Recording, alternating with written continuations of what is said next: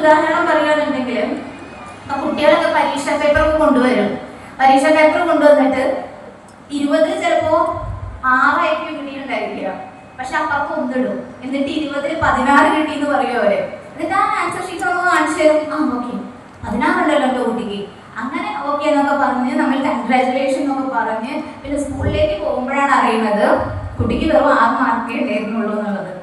അങ്ങനെ നമ്മൾ തിരിച്ചു വരികയാണ് വീട്ടിലേക്ക്. എന്നിട്ട് പറയണം നിനക്ക് 20 6 ഉണ്ടായിരുന്നുള്ളൂ അല്ലേ, പിന്നെ എന്തിനാ നീ എന്നോട് 16 എന്ന് പറഞ്ഞത്?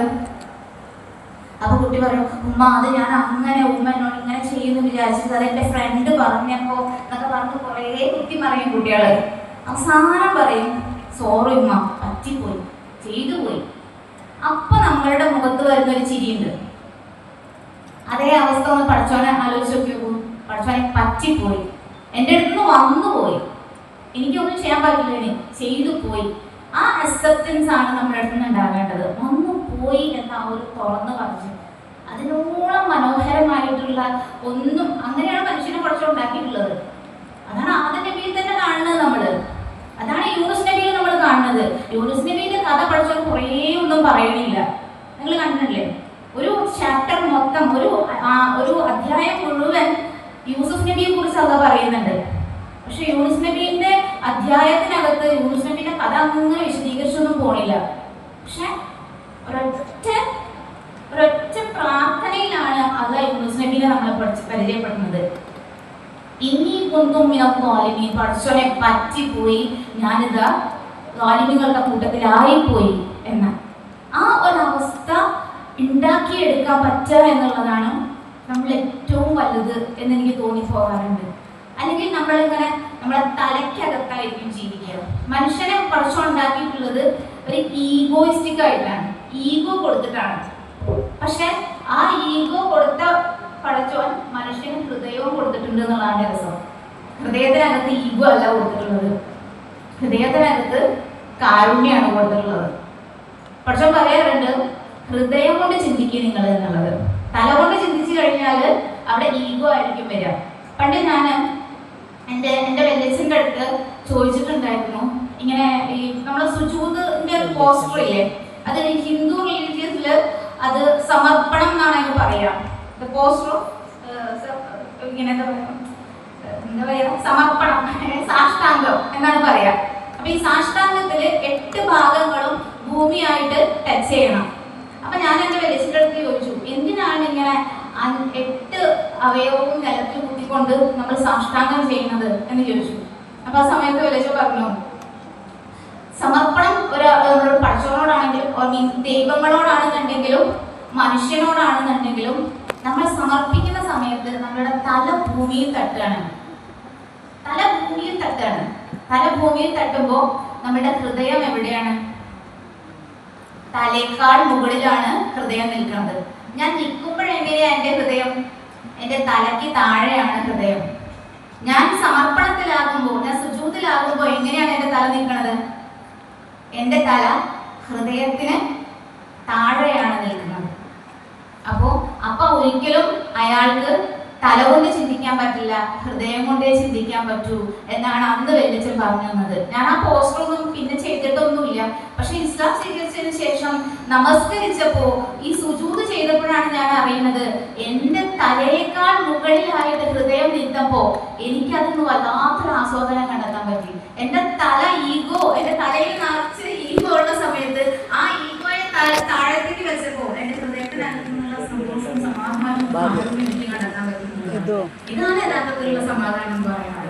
ഇസ്ലാം എന്ന ഒരൊറ്റ വാക്കിനകത്ത് എവിടെയാണ് സമാധാനം എന്ന് ചോദിക്കേണ്ട ആവശ്യമില്ല. ഇസ്ലാമിനകത്ത് തന്നെയാണ് സമാധാനം ഇരിക്കുന്നത്. ആ സമാധാനം നമുക്ക് കണ്ടെത്താൻ പറ്റണം എന്നുള്ളതാണ്. പലപ്പോഴും നമ്മളുണ്ടല്ലോ, നമ്മുടെ കയ്യിൽ വജ്രം ഉണ്ടായിരിക്കും, നമ്മുടെ കയ്യിൽ മാണിക്യം ഉണ്ടായിരിക്കും, പക്ഷെ ഈ മാണിക്യത്തിനെയും തേടിയിട്ടായിരിക്കും നമ്മൾ നടക്കുന്നത്. സർപ്പത്തിന്റെ മുകളിലിരിക്കുന്നത് രത്നമാണ്, പക്ഷെ സർപ്പത്തിന് അറിയുന്നില്ല ആ രത്നം തലയ്ക്ക് മുകളിലുണ്ട് എന്നുള്ളത്. അപ്പൊ അത്രയും നമ്മളുടെ കൂടെ ഉള്ളത്, നമ്മളുടെ അടുത്തുള്ളത് അത്രയും രസകരമായിട്ടുള്ള, അത്രയും മൂല്യവത്തായിട്ടുള്ള ഒന്നാണ് എന്ന് നമ്മൾ തിരിച്ചറിയുന്നിടത്താണ് നമ്മളുടെ വാല്യൂ ഉള്ളത് എന്നുള്ളതാണ്. അവിടെയാണ് നമുക്ക് കണ്ടെത്താൻ പറ്റുക എന്താണ് മാർഗ്ഗം എന്നുള്ളത്. അതിൽ ജീവിക്കുമ്പോൾ നമുക്ക് അനുഭവിക്കാൻ പറ്റുന്നതാണിത്. എന്നെ സംബന്ധിച്ചിടത്തോളം ഞാൻ സമാധാനം എന്നുള്ളത്, സന്തോഷം എന്നുള്ളത് അതിനൊന്നും പ്രത്യേക ഡെഫിനിഷനൊന്നും കൊടുത്തിട്ടുണ്ടായിരുന്നില്ല. സന്തോഷം തന്നെയാണ് സമാധാനം, സമാധാനം തന്നെയാണ് സന്തോഷം, അത്രേ ഉണ്ടായിരുന്നുള്ളൂ. അത് നമ്മൾ ബിരിയാണി കഴിക്കുമ്പോൾ കിട്ടുന്നതാണ് സന്തോഷം. പക്ഷെ കുറച്ച് കഴിയുമ്പോൾ പിന്നീടും വിശക്കുമ്പോൾ ആ സന്തോഷം അവിടെ ഉണ്ടായിക്കൊള്ളണമെന്നില്ല, അല്ലേ? പക്ഷെ സമാധാനം എന്നുള്ളത് നമ്മൾ എന്തിൻ്റെങ്കിലും ഒരു നന്മയുടെ ഭാഗമായിട്ട് മാറുമ്പോൾ നമ്മുടെ ഉള്ളിൽ ഉണ്ടാകുന്ന ഒന്നാണ് സമാധാനം എന്ന് പറയുന്നത്. അത് കാലങ്ങൾ കഴിഞ്ഞാലും ആ സമാധാനമായിട്ട് അവിടെ നിലനിൽക്കും എന്നുള്ളതാണ്. ഞാൻ ഒരിക്കല് ഞാൻ SLC കഴിഞ്ഞിട്ടുള്ള ഒരു കുറച്ച് കാലഘട്ടത്തിൽ എനിക്ക് വല്ലാത്ത രീതിയിലുള്ള പ്രയാസങ്ങൾ സ്വാഭാവികമായിട്ടും നമ്മുടെ ജീവിതത്തിൽ ഉണ്ടാവുമല്ലോ. അതിലൂടെ ഞാൻ കടന്നു പോകുന്ന സമയത്തും എൻ്റെ ഉള്ളിൽ ഭയങ്കര ഒരു സമാധാനം ഞാൻ ഫീൽ ചെയ്തിട്ടുണ്ടായിരുന്നു. ആ ഫീൽ ചെയ്യുന്ന സമയത്ത് ഞാൻ വിചാരിച്ചത് എന്താണെന്ന് വെച്ച് കഴിഞ്ഞാൽ, ഞാൻ വല്ലാതെ ക്രൂരയായിട്ടുണ്ടല്ലോ. കാരണം പല ആളുകളെയും വേദനിപ്പിച്ചു, പല ആളുകളെയും നഷ്ടപ്പെടുത്തി, എന്നിട്ടും എൻ്റെ ഉള്ളിൽ എന്താ ഞാൻ ഭയങ്കര സന്തോഷവും സമാധാനവും അനുഭവിക്കുന്നത് എന്ന്. ആ സമയത്ത് എനിക്ക് വല്ലാതെ ദേഷ്യം തോന്നി. കാരണം എൻ്റെ ഉള്ളിൽ എങ്ങനെ ഈ സമാധാനം ഞാൻ എൻജോയ് ചെയ്യുന്നു എന്നുള്ളത്. പിന്നീടാണ് ഞാൻ മനസ്സിലാക്കുന്നത്, നമ്മൾ എപ്പോഴാണോ സമർപ്പണത്തിലാകുന്നത് അപ്പോൾ പഠിച്ചോ നമുക്ക് ഗിഫ്റ്റായിട്ട് തിരിച്ചു തരുന്ന സംഭവമാണ് ഈ സമാധാനം എന്നുള്ളത്. അതിലാണ് ഞാൻ നിൽക്കുന്നത്. അതാണ് ഇസ്ലാം എന്ന് പറയുന്നത്, അതാണ് സമാധാനം എന്ന് പറയുന്നത്. അത്രേ ഉള്ളൂ, വളരെ നിസ്സാരമാണ്. പക്ഷെ നമ്മളിങ്ങനെ ചുറ്റിക്കറങ്ങാണ്, എവിടെ കുറച്ചുകൂടി എനിക്ക് സമാധാനം ഉണ്ടാവുക എന്ന് പറഞ്ഞിട്ട്. നമ്മൾ പലപ്പോഴും ജീവിതങ്ങൾ മുന്നോട്ട് പോകുമ്പോൾ നമ്മൾ ഫിത്രയിൽ നിന്നാണ് അകന്നു പോകുന്നത്, അല്ലേ? ഞാൻ ഫിത്ര ഭയങ്കരമായിട്ട് എക്സ്പീരിയൻസ് ചെയ്തിട്ടുണ്ട് വലുതായിട്ട്. അതുകൊണ്ടാണ് ഞാൻ ഫിത്രയിൽ ഇങ്ങനെ പറയാൻ കാരണം. ചെറുപ്പത്തിലാണ് ശരിക്കും പറഞ്ഞാൽ നമുക്ക് ഫിത്ര ഉണ്ടായിരിക്കുക. 6-7 വയസ്സ് വരെയൊക്കെ നമ്മൾ ഒരു ഫിത്രയിലായിരിക്കും, ഭയങ്കര കാമായിട്ട്, ഭയങ്കര കൂളായിട്ട്. നമ്മുടെ മുന്നിലൂടെ കുട്ടികൾ പോകുന്നുണ്ടെങ്കിൽ അവർക്ക് എന്താ എന്ത് രസമായിരിക്കും അവരുടെ ലൈഫ്, വളരെ രസകരമാണ്, ഭയങ്കര സന്തോഷമാണ്. ഒരു 6-7 വയസ്സ് വരെയൊക്കെ നമുക്കത് ഹോൾഡ് ചെയ്യാൻ പറ്റും. പിന്നെ 8, 9, 10 വയസ്സൊക്കെ ആകുമ്പോൾ ഒരു 5ാം ക്ലാസ്സിലൊക്കെ എത്തുമ്പോഴത്തേക്ക് നമ്മളുടെ ഉള്ളിൽ പല മാലിന്യങ്ങളും കടന്നു കൂടുന്നത് നമുക്ക് അറിയാൻ പറ്റും. നിങ്ങളൊക്കെ ഓർത്ത് നോക്കും നമ്മുടെ 5ാം ക്ലാസ്സും 6ാം ക്ലാസ്സും ഒക്കെ എങ്ങനെയാണെന്നുള്ളത്. പിന്നെ 7, 8, 9 ഒക്കെ ആയി കഴിയുമ്പോൾ നമ്മൾ കുഞ്ഞി എന്താ പറയുക, ഇമോഷൻസ് പലതും ഇങ്ങനെ കയറി വരും, ഒച്ചപ്പാടുണ്ടാക്കും, ബഹളം ഉണ്ടാക്കും. നമ്മളിങ്ങനെ പലതായി മാറുന്നത് നമുക്ക് തന്നെ അറിയാൻ പറ്റും. പക്ഷെ ആ ഫിത്രയിൽ നിന്ന് നമ്മൾ ഇങ്ങനെ എത്രത്തോളം അങ്ങോട്ട് പോകുന്നുവോ നമ്മൾ ഇരുട്ടിലേക്കാണ് പോകുന്നത്. നമുക്ക് എപ്പോഴും പഠിച്ചവൻ നമ്മളെ എങ്ങനെയാണോ സൃഷ്ടിച്ചത് അതിലിങ്ങനെ ഹോൾഡ് ചെയ്യാൻ പറ്റണമെന്ന് പറഞ്ഞു കഴിഞ്ഞാൽ അതിലേറെ വലിയ ഒന്നുമില്ല. ഒരാൾക്ക് ആത്മീയത അനുഭവിച്ചുകൊണ്ട് ജീവിക്കാൻ പറ്റുന്നുണ്ട് എന്നുണ്ടെങ്കിൽ അതാണ് ഏറ്റവും വലിയ കാര്യമായിട്ട് എനിക്ക് തോന്നിയിട്ടുള്ളത്. ഞാൻ എല്ലാം സ്വീകരിച്ച ഒരു സമയത്ത് അനുഭവിച്ച വല്ലാത്തൊരു സന്തോഷമുണ്ട്, സമാധാനം ഉണ്ട്. ഞാൻ നേരത്തെ പറഞ്ഞതുപോലെ അത് ഈ ഭൂലോകത്ത് എന്തൊക്കെ നിനക്ക് തരാം അതും കൂടെ നാന്ന് പറഞ്ഞു കഴിഞ്ഞാൽ ഞാൻ ഒരിക്കലും കൊടുക്കില്ല. അതിപ്പോഴും എൻ്റെ ഓർമ്മയിൽ ഒരു മെമ്മറി ആയിട്ട്, എൻ്റെ ഒരു അനുഭവമായിട്ട്, എൻ്റെ ഒരു ആസ്വാദനമായിട്ട് അത് ഞാൻ സൂക്ഷിച്ചു വെച്ചിട്ടുണ്ട്. അത്രയും രസമാണ് സ്പിരിച്വാലിറ്റി, അത്രയും രസമാണ് ഇസ്ലാം എക്സ്പീരിയൻസ് ചെയ്യാന്ന് പറഞ്ഞു കഴിഞ്ഞാൽ. അപ്പോൾ അതോ ആരെങ്കിലും ഒരാൾ എത്ര തരാം, കോടി തരാം, എന്നാ ഇത് തരാം, ഈ ഫ്ലാറ്റ് എഴുതി തരാം, എന്ത് പറഞ്ഞാലും ഞാൻ കൊടുക്കൂല. അത് അത്രയും രസമുള്ളതാണ്. അപ്പോൾ നമുക്ക് അത് അനുഭവിക്കാൻ തുടങ്ങി കഴിഞ്ഞു കഴിഞ്ഞാൽ അതിൽ തന്നെ ജീവിക്കാൻ പോകും. നമുക്ക് ഈമാനിന്റെ മാധുര്യം എന്ന് പറയുന്നത് അങ്ങനെയാണ്. നമ്മൾ ഈമാൻ ഒരാൾ അനുഭവിച്ച് തുടങ്ങി കഴിഞ്ഞു കഴിഞ്ഞാൽ പിന്നെ അതിന് നമുക്ക് പോരാൻ തോന്നില്ല. അത്രയും രസകരമാണ് അത് എന്ന് പറയുന്നത്. അപ്പൊ നമുക്കത് എന്നെ സംബന്ധിച്ചിടത്തോളം ഞാനും ഫസ്റ്റ് പഠിച്ച അല്ലെങ്കിൽ വായിച്ച കുറച്ച് റസൂലിന്റെ ദുആകൾ ഉണ്ടായിരുന്നു. ആ ദുആകളിൽ ഒരു ഇഷ്ടപ്പെട്ടൊരു ദുആയിരുന്നു എൻ്റെ മനസ്സിനെ വിശാലമാക്കി തരണേ എന്നുള്ളത്. എൻ്റെ മനസ്സിനെ വിശാലമാക്കി തരണേ. നിങ്ങൾ കേട്ടിട്ടുണ്ടോ ആ പ്രാർത്ഥന? ആ പ്രാർത്ഥന കേട്ടിട്ടുണ്ടോ? ആ പ്രാർത്ഥന പ്രാർത്ഥിക്കാറുണ്ടോ അവള്? നല്ലൊരു പ്രാർത്ഥനയാണ്. കാരണം എൻ്റെ മനസ്സിനെ വിശാലമാക്കി തരണേ എന്ന് പടച്ചവനോട് നമ്മൾ പറയാം. ഈ പ്രപഞ്ചം മുഴുവൻ വിശാലമാക്കിക്കൊണ്ടിരിക്കുന്ന പടച്ചവനോട് നമ്മൾ കാണുന്നതിലും കേൾക്കുന്നതിലൊക്കെ ഒരു വിശാലതയുണ്ട്. അങ്ങനെ വിശാലമാക്കിക്കൊണ്ടേയിരിക്കുന്ന, എക്സ്പാൻഡ് ചെയ്തുകൊണ്ടേയിരിക്കുന്ന, പ്രപഞ്ചം എക്സ്പാൻഡ് ചെയ്തുകൊണ്ടിരിക്കുകയാണ്, പ്രപഞ്ചം വിശാലമായിക്കൊണ്ടിരിക്കുകയാണ്. അത്തരം ഒരു പ്രപഞ്ചത്തിനെ തന്നെ വിശാലമാക്കാൻ കഴിയുന്ന പടച്ചവനോട് നമ്മൾ ചോദിക്കണം, എൻ്റെ ഈ കുഞ്ഞു മനസ്സിനെ ഒന്ന് വിശാലമാക്കി തരുമോ? അവരെന്നെ പറ്റി കുറ്റം പറയണം, അയൽവാസികൾ എന്നെ തോണ്ടാൻ വരുന്നു, മാന്താൻ വരുന്നു, എനിക്ക് ഒന്നും സഹിക്കാൻ പറ്റുന്നില്ല, എങ്കിൽ എൻ്റെ മനസ്സിനൊന്ന് വിശാലമാക്കിത്താ. അവർ വന്ന് തോണ്ടിപ്പോയാലും മറ്റാൾ വന്ന് മാണ്ടിപ്പോയാലും അവിടെ ഒന്നും ഏൽക്കില്ല എന്നുള്ളതാണ്. അത്രയും വിശാലമാക്കാൻ കഴിയുന്നു. നമ്മുടെ ശരീരത്തിൽ ഏറ്റവും കൂടുതൽ എക്സ്പാൻഡ് ചെയ്യാൻ പറ്റുന്ന ഒരു ഭാഗമാണ് നമ്മുടെ മനസ്സ് എന്ന് പറയുന്നത്. അത് വിശാലമാകും തോറും അതിൻ്റെ ഉള്ളിലേക്ക് എന്തൊക്കെ വന്നു കഴിഞ്ഞാലും ഒരു പ്രശ്നമില്ല. ഇപ്പൊ വലിയൊരു പ്രതലാണ്, വലിയൊരു വൈറ്റ് പ്രതലം, അതിനകത്ത് ചെറിയൊരു ബ്ലാക്ക് ഡോട്ട് വന്നു എന്ന് പറഞ്ഞാൽ ചിലപ്പോൾ നമ്മൾ ശ്രദ്ധിക്കപ്പെട്ടൊന്നും വരില്ല. അത് വലുതാകും തോറുമാണ് അത് ശ്രദ്ധിക്കപ്പെടുന്നത്, അല്ലെങ്കിൽ ആ ഏരിയ ചെറുതാകും തോറുമാണ് ആ ചെറിയ പോയിന്റ് ശ്രദ്ധിക്കപ്പെടുന്നത്. നമ്മളെ മനസ്സ് ചെറുതാകുമ്പോൾ സ്വാഭാവികമായിട്ടും നമ്മുടെ സഹോദരങ്ങളിൽ നിന്നുണ്ടാകുന്ന പ്രശ്നങ്ങൾ, നമ്മളുടെ എന്താ പറയുക റിലേറ്റീവ്സ്, നമ്മളുടെ ബന്ധങ്ങളിൽ ഉണ്ടാകുന്ന പ്രശ്നങ്ങൾ, നമ്മുടെ ഹസ്ബൻഡ് വൈഫ് റിലേഷൻഷിപ്പിൽ ഉണ്ടാകുന്ന പ്രശ്നങ്ങൾ, ഇതൊക്കെ നമുക്ക് വലിയ വലിയ പ്രശ്നങ്ങളാകും. അതിങ്ങനെ വിശാലമായി കഴിയുമ്പോൾ ഇങ്ങോട്ട് പറഞ്ഞ ആളോട് അങ്ങോട്ട് ചിരിക്കാൻ നമുക്ക് കഴിയും. ഇങ്ങോട്ട് എന്ത് പറഞ്ഞു വന്ന ആളോടും എനിക്ക് തിരിച്ചങ്ങോട്ട് ചിരിക്കാൻ കഴിയും. ആ ചിരിക്കാൻ കഴിയാന്ന് പറഞ്ഞു കഴിഞ്ഞാൽ ഇവിടുത്തെ മസിൽസ് കുറച്ച് സ്ട്രോങ് ആണ്. നമ്മളെ സംബന്ധിച്ചിടത്തോളം ഏറ്റവും ഈസി ആയിട്ട് ചലിപ്പിക്കാൻ പറ്റുന്ന മസിലാണ് ഇത്. ചിരിച്ചു നോക്കൂ, ഈസിയാണ്. പക്ഷെ നമുക്ക് ഇഷ്ടമില്ലാത്ത ഒരാളെ കാണുമ്പോൾ ഇത് ടൈറ്റ് ആവും, ഈ മസിൽ അങ്ങോട്ട് ടൈറ്റ് ആവും അല്ലേ? നമുക്ക് ഉൾക്കൊള്ളാൻ കഴിയാത്ത ഒരാളെ കാണുമ്പോൾ, ഉൾക്കൊള്ളാൻ കഴിയാത്ത ഒരു കാര്യം പറഞ്ഞു കഴിയുമ്പോൾ ഇവിടുത്തെ മസിൽസ് ടൈറ്റ് ആവും. നമുക്കത് എക്സ്പാൻഡ് ചെയ്യാൻ പറ്റൂല.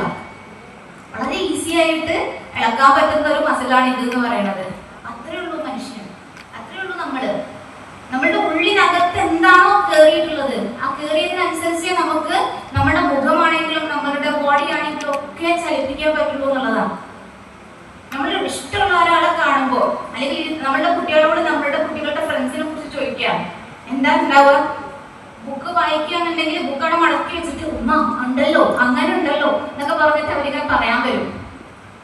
എന്താ നിന്റെ മാത്സിന്റെ ടീച്ചർ അവസ്ഥ എന്ന് ചോദിച്ചാൽ പറഞ്ഞിട്ട് എന്തെങ്കിലും അവിടെ ഉണ്ടെങ്കിൽ അതൊക്കെ പരിധി തുറന്നാണ് വെച്ചിട്ട് അവർ മിണ്ടാണ്ടിരിക്കും. ആരാണോ നമ്മൾക്ക് സ്വാധീനം ഉണ്ടാക്കിയിട്ടുള്ളത് അവരെ കുറിച്ച് ഓർക്കുമ്പോഴും അവരെ കുറിച്ച് പറയുമ്പോഴും മാത്രമാണ് നമുക്ക് സന്തോഷിക്കാൻ പറ്റുള്ളൂ. അങ്ങനെ നമുക്ക് സന്തോഷിക്കാൻ കഴിയണമെങ്കിൽ നമ്മളുടെ ഉള്ളിലേക്ക് അത്തരത്തിലുള്ള ആളുകൾ കയറണം. അതിലൊന്നാണ് റസൂലുള്ളാഹ്. നമ്മൾ നേരത്തെ ആരാ പ്രസംഗിച്ചത് എനിക്കറിയില്ല, ഒരു പണ്ഡിതൻ പ്രസംഗിച്ച സമയത്ത് പറഞ്ഞല്ലോ റസൂലുള്ളാഹിനെ പരിചയപ്പെട്ടു. റസൂലിന് എത്രത്തോളം നമ്മളുടെ മനസ്സിനകത്തേക്ക് ആഴങ്ങളിലേക്ക് എത്തുന്നുവോ അവിടെയാണ് നമുക്ക് അറിയാൻ പറ്റുക. ഇപ്പൊ നമ്മളുടെ ഖുർആൻ നമുക്ക് ശ്രദ്ധിച്ചാൽ മനസ്സിലാക്കാൻ പറ്റും. ഖുർആൻ ഞാൻ നേരത്തെ പറഞ്ഞതുപോലെ യൂസുഫ് നബിയുടെ കഥ പറയുന്നുണ്ട്. യൂനുസ് നബിയുടെ കഥ വളരെ കുറച്ചേ പറയുന്നുള്ളൂ. ആദം നബിയെ കുറിച്ച് പറയുന്നുണ്ട്, ഇബ്രാഹിം നബിയെ കുറിച്ച് പറയുന്നുണ്ട്, മൂസാ നബിയെ കുറിച്ച് കൂടുതൽ പറയുന്നുണ്ട്. പക്ഷെ ആ കോണ്ടെക്സ്റ്റ് മാത്രമേ നമുക്ക് ആവശ്യമുള്ളൂ. ഇബ്രാഹിം നബി പറയാണ് അത് ഇബ്രാഹിം നബി എന്ന് കേൾക്കുമ്പോൾ നമുക്ക് അറിയാൻ പറ്റുന്ന ഒരു കാര്യം. ഇബ്രാഹിം നബിന്റെ ചുറ്റും നടന്ന കാര്യങ്ങൾ മൊത്തം ഖുർആൻ പറയുന്നില്ല. ഇന്നൊരു സന്ദർഭത്തിൽ നീ ഇത് പറഞ്ഞോ, ഇതാണ് നമ്മളെ പഠിപ്പിക്കുന്നത്. അത് എപ്പോഴത്തേക്കും നമുക്ക് കാണാൻ പറ്റും. മുഹമ്മദ് നബിയെ സംബന്ധിച്ചിടത്തോളം നമുക്ക് അറിയാൻ പറ്റും, ജീവിതങ്ങൾ നമുക്ക് ഇങ്ങനെ എന്താ പറയുക സീറകളിൽ ഇങ്ങനെ ഇഷ്ടം പോലെ ഇങ്ങനെ രസകരമായിട്ട് കാണാൻ പറ്റും. അത് മുഴുവനും ഖുർആൻ പറഞ്ഞിട്ടുണ്ടോ? ഇല്ല. ഖുർആനിൽ പറയുന്നുണ്ട് നിങ്ങൾ മലക്കുകൾ റസൂലുള്ളാഹി സ്വല്ലല്ലാഹു അലൈഹി വസല്ലമയെ സംബന്ധിച്ചിടത്തോളം ഒരു കാര്യം നടക്കുമ്പോൾ ഇപ്പൊ നിങ്ങൾ ശ്രദ്ധിച്ചാൽ അറിയാൻ പറ്റും, ദൗത്യത്തിന്റെ ഏറ്റവും ഭംഗിയുള്ള ഒരു മാതൃക റസൂലുള്ളാഹിയുണ്ട്. റസൂലുള്ളാഹിന്റെ ചുറ്റും ഇങ്ങനെ ആളുകൾ ഇരിക്കുക. ആ ചുറ്റുമുള്ള ആളുകളിലേക്ക് റസൂലുള്ളാഹി ഒറ്റ കാര്യമാണ് പറയുന്നത്, ഇസ്ലാമിനെയാണ് പരിചയപ്പെടുത്തുന്നത്, ഇസ്ലാമിന്റെ മൂല്യങ്ങളാണ് പറഞ്ഞു കൊടുക്കുന്നത്, നിയമങ്ങളെയാണ് എത്തിക്കുന്നത്. പക്ഷെ അത് പിന്നെ ഉമർ റളിയല്ലാഹു അൻഹു കേൾക്കുമ്പോൾ ഉമറിലൂടെ വേറൊരു ലോകം തന്നെ ഉണരുകയാണ്. അത് അബൂബക്കർ റളിയല്ലാഹു അൻഹു കേൾക്കുന്ന സമയത്ത് വേറെ ഒന്നാവുകയാണ്. അത് അലി കേൾക്കുമ്പോൾ വേറെ ഒന്നാവുകയാണ്. അത് ഉസ്മാൻ റളിയല്ലാഹു അൻഹു കേൾക്കുമ്പോൾ വേറെ ഒന്നായി മാറുകയാണ്. നമ്മളിലൂടെ ഒക്കെ ഇസ്ലാമിനെ റസൂലുള്ളാഹി പറഞ്ഞതുപോലെ നമുക്ക് കേൾക്കാൻ പറ്റുകയാണെന്നുണ്ടെങ്കിൽ നമ്മളിൽ നിന്നൊക്കെ പുതിയ ഉമറും പുതിയ ആയിഷ ബീബിയും പുതിയ ഖദീജ ബീബിയും ഒക്കെ ജനിക്കുന്നത് നമുക്ക് കാണാൻ പറ്റും. അവിടെയാണ് നമുക്ക് വേണ്ടിയാണ് ഖുർആൻ ഇറങ്ങിയിട്ടുള്ളത്, നമുക്ക് വേണ്ടിയാണ് റസൂലുള്ളാഹി എന്ന് നമുക്ക് പ്രഖ്യാപിക്കാൻ പറ്റുക. അങ്ങനെയാകുമ്പോൾ നമ്മളുടെ കണ്ണിലൂടെ നമ്മളുടെ തലയിലൂടെ നമ്മൾ ഖുർആൻ വായിക്കുമ്പോൾ നമുക്ക് പുതിയ പുതിയ ഇത്തരത്തിലുള്ള പല ആളുകളായി കാണാൻ പറ്റും. ഉമർ ആകാൻ പറ്റും, അബൂബക്കർ ആകാൻ പറ്റും, ഉസ്മാനും അലിയും ഖദീജ ഖദീജയും ആയിഷയും ഫാത്തിമയും ഒക്കെ പുതിയതായിട്ട് ജനിക്കുന്നതായിട്ട് നമുക്ക് കാണാൻ പറ്റും. എങ്കിൽ നമ്മളുടേതായ രീതിയിൽ നമ്മളുടെ കണ്ണോട് കൂടിയിട്ട് നമ്മളുടെ ബുദ്ധിയോട് കൂടിയിട്ട് ഖുർആൻ നമുക്ക് തുറക്കാൻ പറ്റും എന്നുള്ളത്. അങ്ങനെയാകുമ്പോൾ ഇസ്ലാമിന്റെ വെളിച്ചം നമുക്ക് നമ്മളിൽ ഒരു പുതിയ മധുരമായിട്ട് അനുഭവിക്കാൻ സാധിക്കും. അങ്ങനെ എല്ലാ ആളുകൾക്കും ഇസ്ലാമിന്റെ മാധുര്യത്തെ അതിമനോഹരമായിട്ട് ആസ്വദിക്കാൻ കഴിയട്ടെ. നമ്മൾ ആർജിച്ചെടുത്ത ആ ഒരു മാധുര്യത്തെ മറ്റുള്ളവരിലേക്ക് എത്തിക്കാൻ നമുക്ക് ഓരോരുത്തർക്കും സാധിക്കട്ടെ എന്ന് ആത്മാർത്ഥമായി പ്രാർത്ഥിച്ചുകൊണ്ട് അൽഹംദുലില്ലാഹി റബ്ബിൽ ആലമീൻ. അസ്സലാമു അലൈക്കും വറഹ്മത്തുള്ളാഹി വബറകാതുഹു.